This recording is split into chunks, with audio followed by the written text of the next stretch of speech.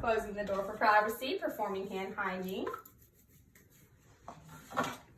My name is Emily. I'm going to be your nurse today. Perform hand hygiene one more time because I touched my clipboard. I'll be your nurse today. Can I have you verify your name and date of birth for me? Yes, ma'am. It is Carl Rogers, date of birth 3/15. Do you have any allergies, Mr. Rogers? No, ma'am. I don't see an allergy band. MR number 7718854. Everything matches up. So I'm just going to come and reassess your vital signs real quick now that I gave you that Tylenol and everything. So I'm going to put on your blood pressure cuff.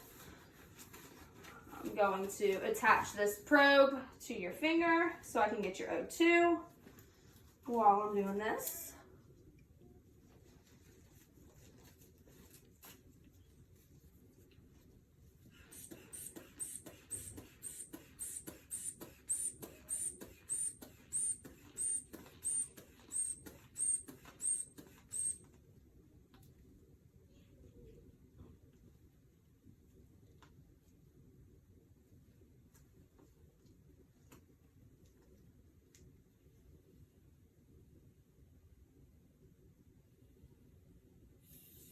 I have a blood pressure of 122/76, and his O2 is reading at 97. So now I'm just going to check his pulse using his brachial artery.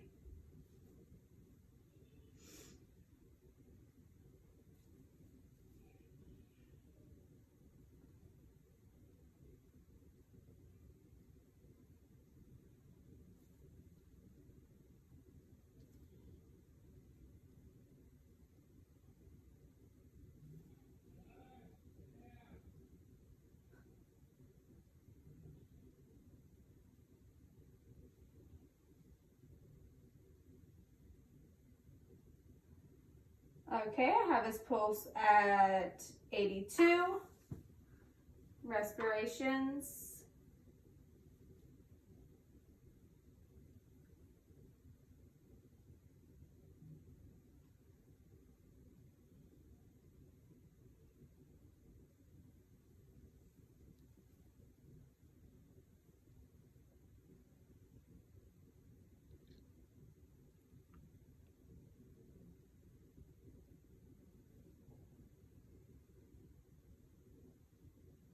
I have respirations at 18, and his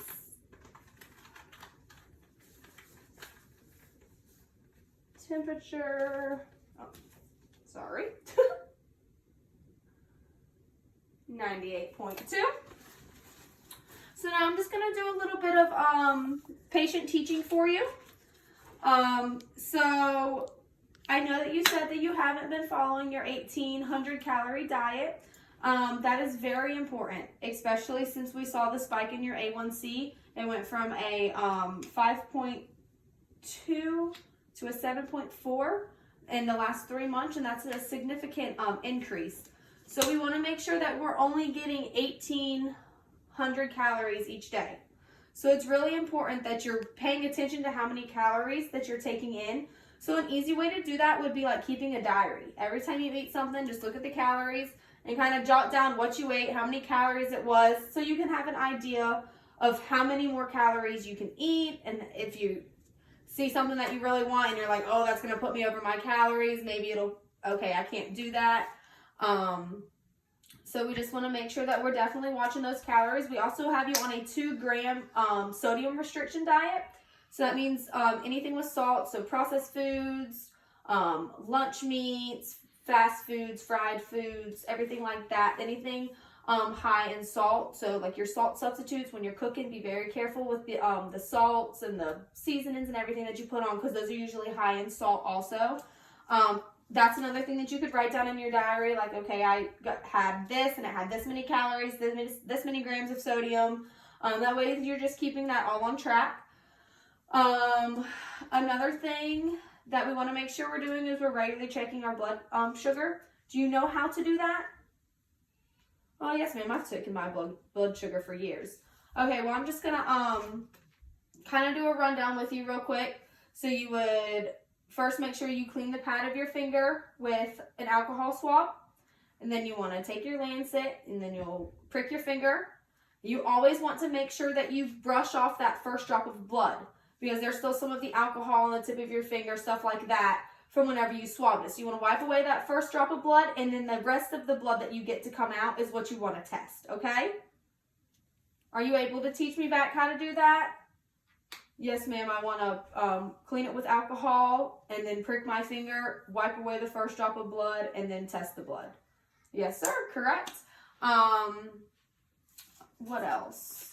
Also, I just wanted to teach you a little bit about the medications that we have you on.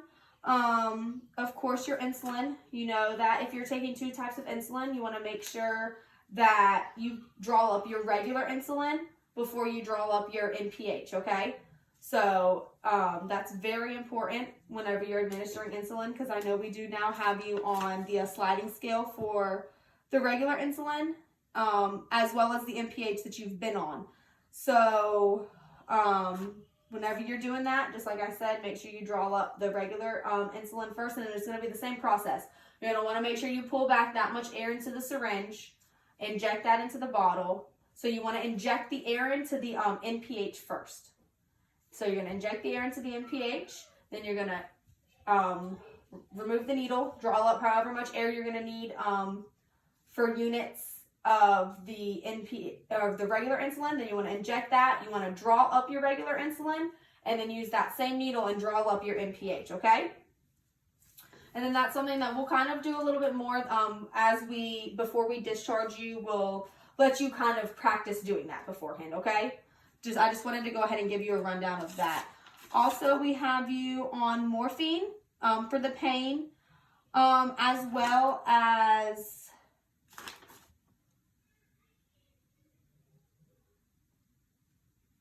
the morphine, and then we have the acetaminophen for the pain. So morphine can make you constipated. So it's very important that you kind of increase your fluid intake, and then fibers. Fiber is basically, you can eat cantaloupes. Those are high in fiber. Grapefruit, oranges, zucchini, squash, sweet potato, stuff like that. That's very high in fiber. So that'll kind of help you from getting constipated. We also have you on simvastatin.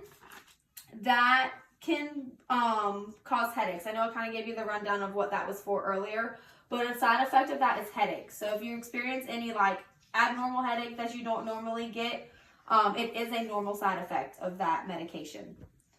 Other than that, if you don't have any questions, I don't think that I have any more. Your doctor did get a consult in for a nutritionist to come talk to you, kind of give you a better idea of some like healthy foods that you can eat, ways to stay on track, just different pointers for that, because your diet is very important when you're a diabetic, because that really will help with the whole wound healing, everything like that. For your wound, you can increase your intake of foods that have zinc in it. Zinc is very good with wound healing. But other than that, just make sure we're getting the diet, insulin, everything like that. Do you have any questions? No, ma'am. Okay, so I'm going to make sure that I safely leave my patient. So I'm going to BRNCOW. I would make sure that the bed is all the way down. Only 2 rails are up, because if you put 4 rails up, that could be considered restraints. Make sure that his call light is within reach. All of his needs are on his bedside table next to him. He doesn't need anything else from me. I would remove my gloves, discard of them, perform hand hygiene, and open the door.